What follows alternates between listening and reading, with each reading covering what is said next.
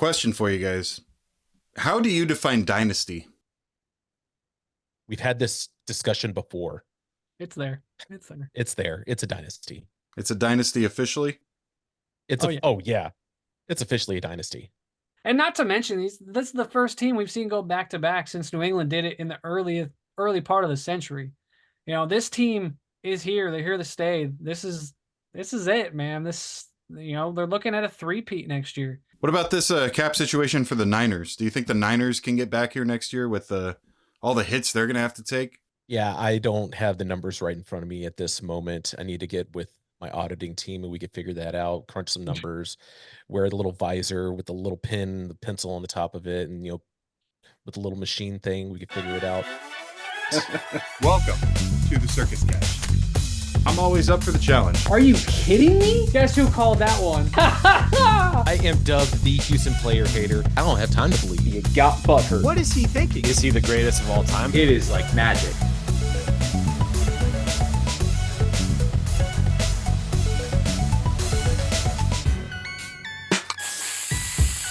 Happy Valentine's Day, ladies and gentlemen. I am feeling the love today, and do you know why?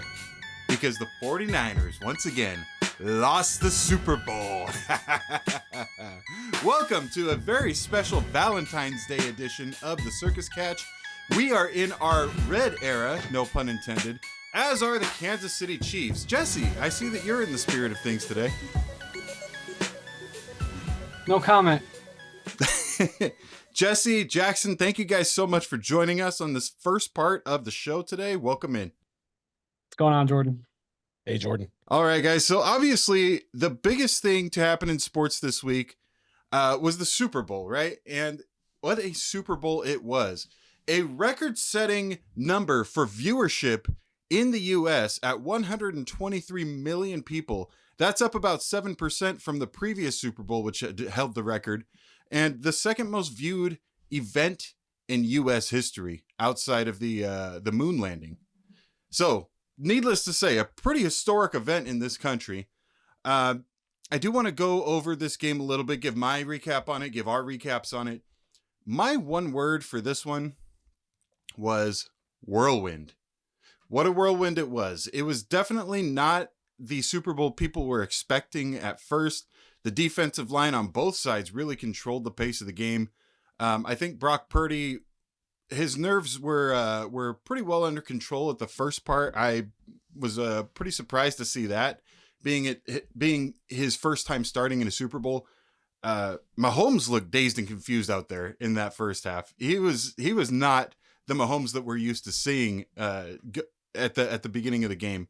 So it looked, for lack of a better word, boring to me, because it looked like this was going to be a defensive battle, which, yeah, they're great defenses, but in the Super Bowl, we want to see offense. I was like, oh, here we go again. Another Super Bowl 53, right?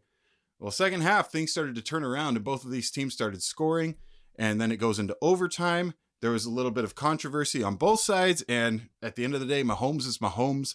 Has what I would say was a career-defining drive at the end of overtime. So Chiefs are three-time champions in the course of the last 5 Super Bowls. Congrats to them, and congrats to that organization. San Francisco 49ers losing 3 of the last 12 Super Bowls. It wasn't a great game, but it had a great ending. That's how I want to classify it. Because as you were saying, Jordan, it was a little bit dull with the defensive side of things, and you weren't seeing a lot of offense. You saw a great drive for the 49ers in the beginning with Christian McCaffrey, but then, he fumbles the ball. And then you saw the 49ers start to build up and get pressure over on Mahomes.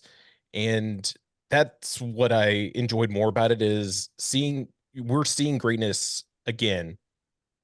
And I know I'm jumping the gun what we're going to be talking about, but we had that with Brady, and now we are getting into seeing this style of Mahomes, and I'm looking forward to the future, because you can never stop watching just greatness when you see it on your screen.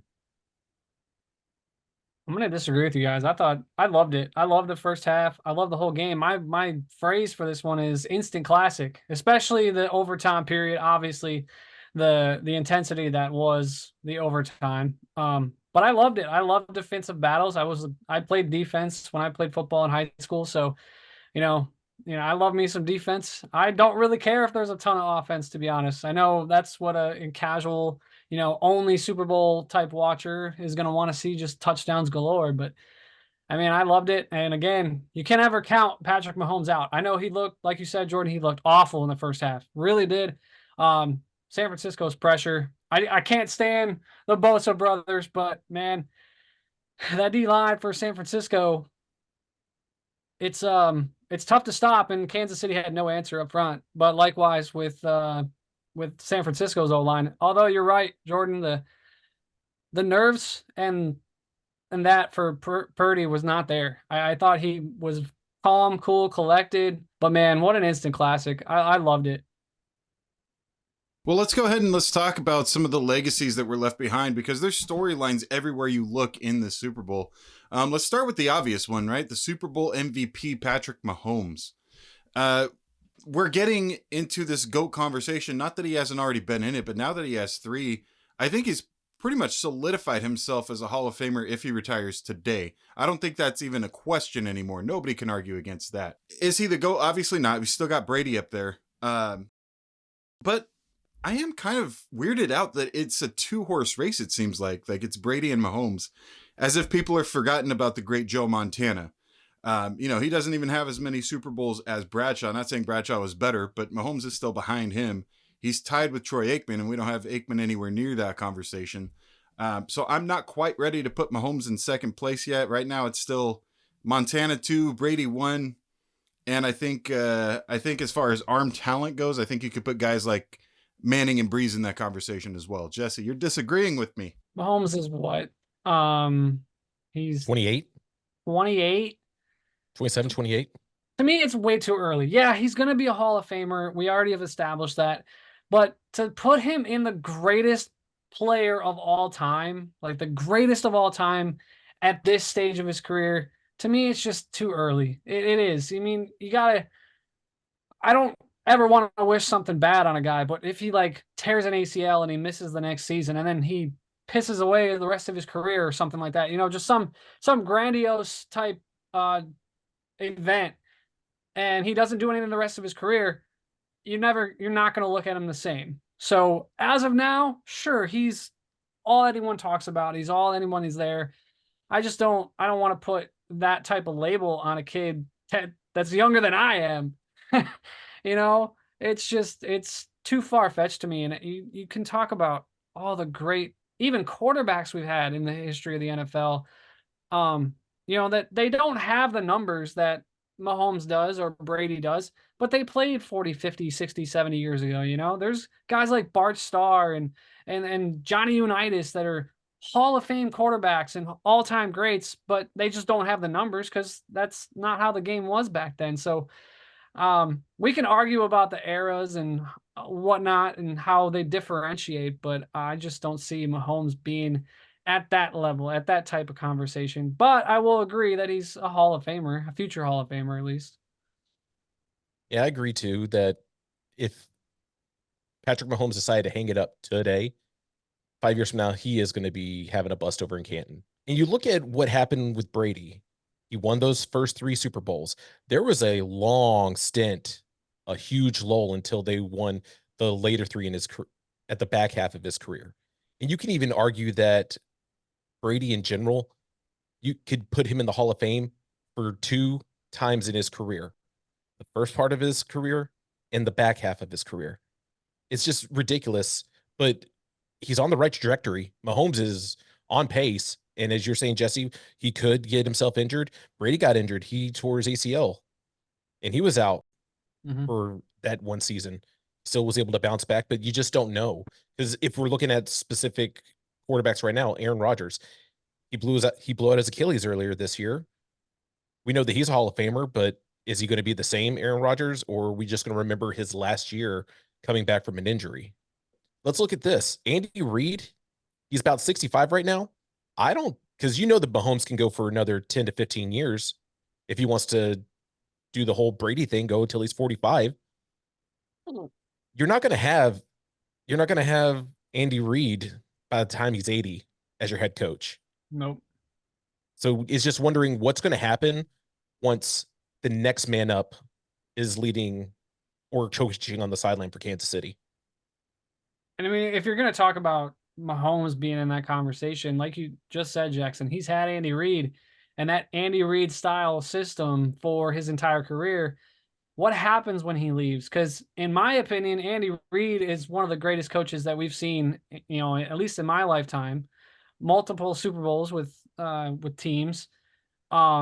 So what does that say about Mahomes? Is he like the hate on Purdy was all about, he's a system quarterback?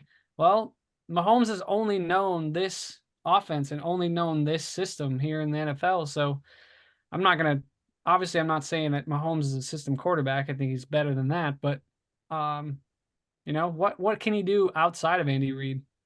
Head coaching rankings are a little bit more dependent on championships, right? Than quarterback or another position player per se. Would you agree I with would that? say, yeah. Yeah. Because when you look at the great coaches, you think immediately Vince Lombardi, who had a plethora of championships. You immediately think Bill Belichick, Don Shula, Bill Walsh. Andy Reid is a name that I think of when I think of those names now. Paul Brown, exactly.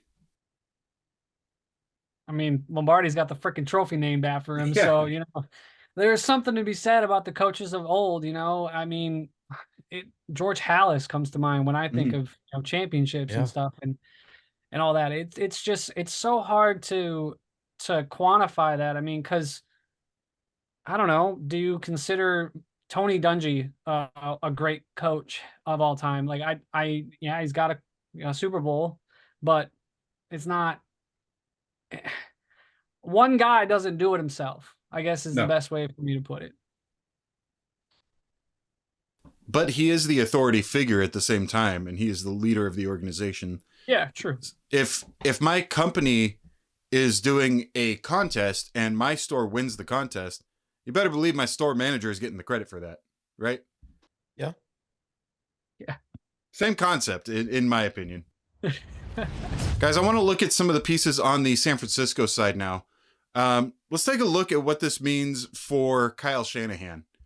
So, like I alluded to a second ago, Shanahan is reminding a lot of people of a young Andy Reid, where he gets to the mountaintop and can't quite finish the job at the end. And unfortunately, that's become his legacy, and it sucks because he is a really good coach, in my opinion. I think he makes a lot of really good decisions. It's those late leads that keep getting blown, and I don't think it's necessarily him all the time. I think it's just dumb mistakes here and there that have happened. And we see that that's not always the case. We saw them have a massive comeback against the Lions just 2 weeks ago. But I do think this is, unfortunately, a stain on his legacy. And I think a lot of 49ers fans are starting to call for some heads to be rolled, unfortunately. Yeah, I mean, he lost 3 of the last, you said 12 now? So obviously that's not all, like you said, not all Kyle Shanahan, but something's got to give, right? You've got one of the greatest running backs in the league, and then another wide receiver that is, I would say top 10 receiver in the league. They should be able to do something with that crew they've got. So one thing that was highly questionable going into the second half, you didn't really run the ball with McCaffrey until late in the third quarter. It makes you question, why are you trying to, there's nothing wrong with Brock Purdy, but you had 3 and outs. You're not capitalizing because your defense is doing as much work as they can, and you have to be able to produce some points. But, you could look at the muff punt. That wasn't a Shanahan mistake. That was McLeod's mistake. Some things that Shanahan does, which he actually did produce points in the fourth quarter, but it's still, why are you abandoning the run whenever McCaffrey was dominating early? Yes, he had that fumble, but you were still being able to move the ball with him. And one thing that George Kittle was a ghost out there. I am sure that he was being used to block more. I looked at his snap count. He played 84% of the snaps, 3 targets, 2 receptions, 4 yards. He's such a threat as a target. Why not utilize him more? But I credit Kansas City's defense more than anything with that, because when it seemed like the 49ers were getting the run game going, something stalled every time. The first drive obviously was the fumble, but then after that, they figured something out along the way. For the most part, there were a couple times that they went down and got tutties, but it's not CMC's fault. He got 80 and 80 rushing, 80 receiving. And they still couldn't get him going, which closed the game on Ayuk being productive, on Debo being productive, Kittle being productive. I think that was more just play calling, which I think is unfortunate. But yeah, I got to give Kansas City's defense a lot of credit on that one. I do want to talk about Mr. Brock Purdy for a second, if I can. Not the best game, obviously. Not one of the greatest games that he's ever had. Probably one of the worst games he's had. Not completely his fault, though. I don't blame him. I think he did good in the spot that he was given. That fourth quarter and that overtime, not fantastic. Obviously, when you think of the fourth quarter, you're going to think of McDuffie just getting in on him with no blocking.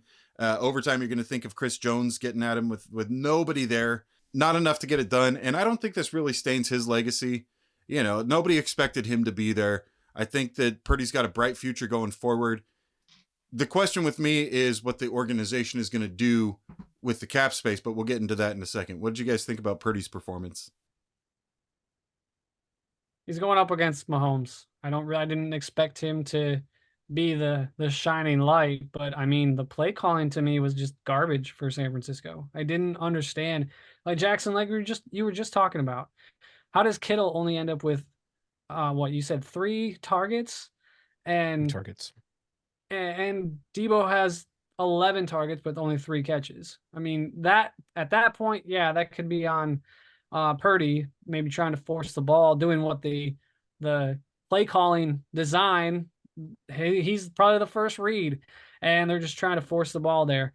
I did notice, though, that Leo Chanel and Chris Jones were getting a lot of pressure on Purdy, so I think that maybe got to him late in the game. I think he looked a little tired at the end, but even with the Super Bowl lights on him, it wasn't like it was any other game for him. It was far better than the Christmas Day game he had against Baltimore. You know, he had 4 interceptions in that game. So, you know, he kept his team in the football game, and they just came up 1 play short. Yeah, I would say that Purdy was serviceable. Not turning the ball over is a good thing. Not throwing any picks, that's great. But like Jesse said, it's the play calling, probably making those first reads. And he is getting a lot of pressure on him, so he's trying to get the ball out quick. Kansas City has a great front 7. That's all I can say about that. It's just serviceable, and it's his second year. Come on, he was in the NFC Championship last year. He was in the Super Bowl this year. Give the guy some credit. He's doing what he needs to do.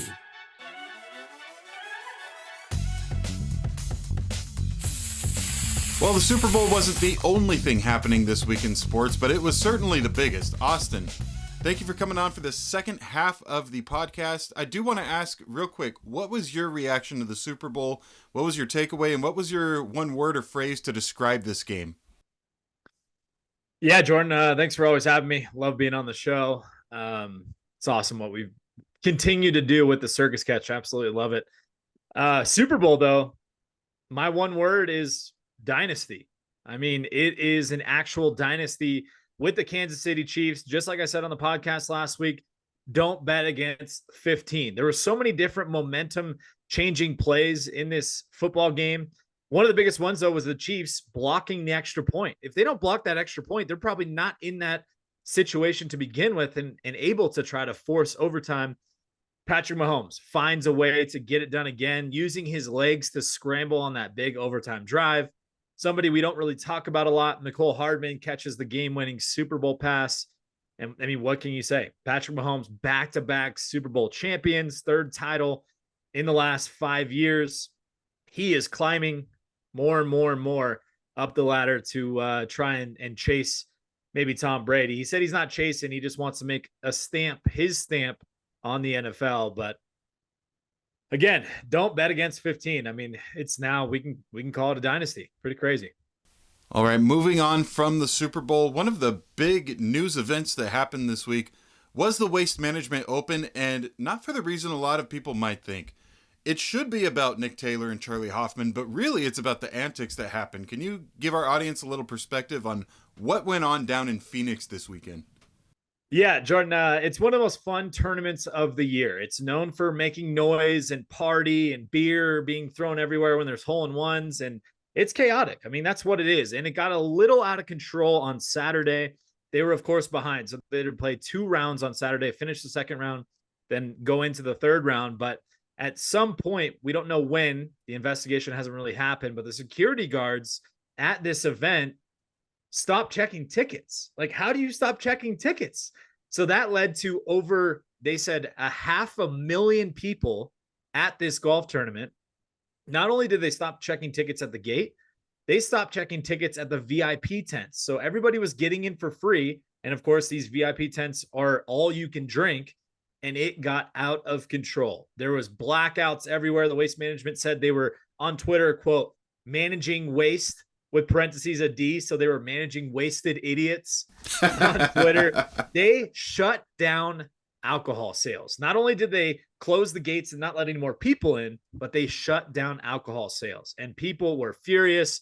People were chanting on Twitter, "We want beer, we want beer." I had friends in there at 16 not being served alcohol. They were not stoked about that because, of course, it's not about the golf, right? It's about the booze. But still, one of the most fun tournaments of the year, and it had an absolutely epic finish on Sunday. The fans weren't as rowdy on Sunday, and it led to an amazing finish. Like you said, it should be about Nick Taylor, but we're going to talk about, booze being cut off at a PGA Tour event of all places. Do you think they're going to take any additional measures next year or just simply hire new security? Has anything in depth been talked about? Yeah, I'm not sure who handles the security. I'm not sure if that's the sponsorships that put on the event or the actual golf course, but they're going to look into what happened. You can't have security guards saying, okay, you know what? We'll just let everybody in. Who cares? And then, the VIP tents, there was an actual bartender who posted on Twitter a video of exactly what happened. They thought that they were going to be cut off for maybe like 30 minutes, 40 minutes, and then they would let them have more booze. And they never did. They cut off alcohol sales for the remainder of the day. And you saw a lot of fans take off because, like I said earlier, like the fans are there to drink and have a good time. Mm-hmm. And they're not like, there's a lot of sicko golf fans. They call them sickos that are actually at the event for the golf. I'd be one of those. But there's also a lot of people there that are just there for the party. And so if the party gets shut down, they're going to leave. And we kind of saw that on Saturday, but it's got to be more under control. It's obviously known for being chaotic and fun, and it's a party, and you dress up and you try to get on TV. And if somebody gets a hole-in-one, you're chucking beer everywhere. But we can't have guys that are blacking out all over the place, can't hold themselves up. There was over 40 or 50 people that got escorted off the premises because they were too intoxicated. So they're definitely going to look at the security measures and fix that moving forward. Earlier this week, in the Los Angeles area at Crypto.com Arena, the house that Kobe built, we saw one of 3 statues being unveiled. What was your immediate reaction to that one? It was an emotional day for sure. Just a kind of another reminder of Kobe's passing and stuff. But I think it was a great day for Laker basketball. The best part of the statue being unveiled is Vanessa obviously sharing a lot of stories and things like that, but Kobe picked this out, which was the most important thing that I think she put out there. Is this was his idea. The stance of him coming off the court, scoring 81, same exact knee brace, same exact armband on there, the jersey, all the details I thought were phenomenal. Really, really special that he has his daughter's names tattooed on the statue on his arm, all of his daughters. It was a emotional day. It was awesome. Incredible. Of course, the Lakers lost like they always do in those big games, but Well, yeah. I mean, the important thing is we got to see the statue unveiling. What do you think of the actual statue itself? You can give me your honest opinion. I've seen better. I like the pose, but I don't know if that's necessarily the best artwork I've seen for a statue. Statues always look kind of weird, though. Anytime you bronze somebody, it's kind of funky looking. But who knows? That's the first one of 3. I like how I don't know if it was Vanessa or if it was someone else that alluded to the triangle offense being the reason there's going to be the 3 statues. But then obviously you've got the 8, the 24, and then you've got the statue with Gigi as well. Can't wait to see those. When I lived in Utah, I lived about 10 minutes away from, I don't know what they're calling it now. Vivint Smart Home Arena was what it was called when I was there. I'm sure that's not what it is now. But the statues outside of Karl Malone and John Stockton, I thought those were really well done. I think it's hard for me to enjoy bronzes of anybody. Even the Hall of Fame busts, I always think they're kind of weird looking, you know? Yeah, I feel like the fans, they have such a high expectation of like what it should look like. Yeah. I haven't seen a statue that has been unveiled where all the fans were like, oh my God, this is the best statue. I feel like there's always criticism like, oh, that's what you guys came up with? Like, blah, blah, blah. It's like, and I don't mean to be that person, but yeah. I feel like we're never winning with these statues. I agree. They look a little weird. I do like Chick Hearn's statue though, outside of crypto as well, because it's him sitting with a microphone and a headset on, and that one wasn't really hard to mess up. Well, that's not the only thing that happened in basketball this weekend. A lot has been going on. We could talk about the rise of the Warriors, the rise of the Cavs. Hopefully we don't get any more finals with those 2 teams, but they're both looking pretty good right now. But what I want to talk about is my guy, Victor Wembanyama, hitting a triple-double with blocks, Austin. 27 points, 14 rebounds, and 10 blocks against the Toronto Raptors on Monday night. He is the first rookie since a fellow Spur, David Robinson, did it 3 times in his rookie season in 1990. First triple-double with blocks since Clint Capella 3 years ago. I'm sticking with my original prediction that this guy is going to be a top 5 player after his first 3 years in the league. You can see the signs. They're there. I know that early on he kind of had some struggles. He's still struggling a little bit to adjust to the NBA way of doing things. But I would be shocked if he's not a top 5 player in 3 years. Do you think that's an overstatement, an understatement? What's your assessment of Wemby so far? I don't think it's an overstatement because of his size, right? I mean, I think if you give him a full 2 off seasons to kind of grow, not necessarily grow more, obviously, but grow into his NBA style body, he's going to be absolutely effective and a dominant force in the NBA, offensively especially. He's going to take a few years to become that defensive specialist because people are going to learn how to get around him. And you know, especially the big bodies like Giannis and Joel Embiid, they have so much weight on him. It doesn't matter how tall he is. They can just play bully ball against him. But offensively, I think I completely agree. 3 years, he'll be a top 5 player in the NBA. I'll take that. Yeah, I'll take that bet all day. And the 10 blocks with the triple-double, does it surprise you, though, with like how long his wingspan is? I'm actually surprised it took this long for him to get 10 blocks in a game. Yeah. I mean, he's so tall and his wingspan is so long. I feel like it's pretty easy for him to get blocks. And, you know, as he develops as a defender, I think we're going to see some highlights of Wemby just throwing balls into the stands, into the first row. So I'm excited, man. I feel like the NBA is in great hands, especially with Wemby coming out of San Antonio. It's an exciting time for Spurs fans. Oh, absolutely. Yeah, we're stoked. We just got to start building around him. That's the thing. But it's not just a matter of throwing your body out there. He'd be doing it every single possession. It's also the athleticism part, and I think that's what he has to work on a little bit, especially now that the level of competition is so much more insane than it was when he was playing in France. No knock on those guys, but this is the greatest league in the world. So he's getting there, and he's had some moments against Kevin Durant, against Joel Embiid. He's had little sparks here and there, so you can see he's going to be competing with these top-level guys over the next few years. So can't wait to see how he develops, and I'm pretty sure that prediction's gonna hold true come 2026.